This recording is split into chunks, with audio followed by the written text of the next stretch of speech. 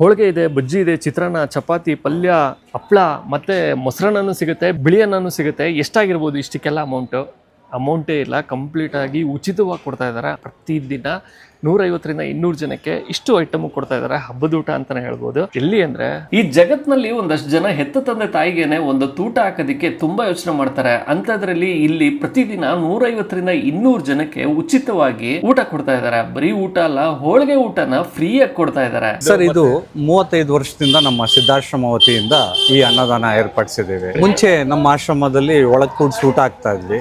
Covid ನಂತರ ಈ ತರ ಪ್ಯಾಕೆಟ್ ಸಿಸ್ಟಮ್ ಮಾಡಿ ಕಳೆದ 5 ವರ್ಷದಿಂದ ಇದೇ ಪ್ಯಾಕೆಟ್ ಸಿಸ್ಟಮ್ 160ರಿಂದ 180 ಜನವರೆಗೂ ನೀವು ನೋಡ್ತಾ ಇದ್ದೀರಲ್ಲ, ಅದೇ ತರ ನಾವು ಅನ್ನದಾನ ಮಾಡ್ತಾ ಇದ್ದೀವಿ. ಈ ಪ್ಯಾಕೆಟ್ ಸಿಸ್ಟಮ್ ಬಂದು 2 ತರ ಅನುಕೂಲ ಇದೆ.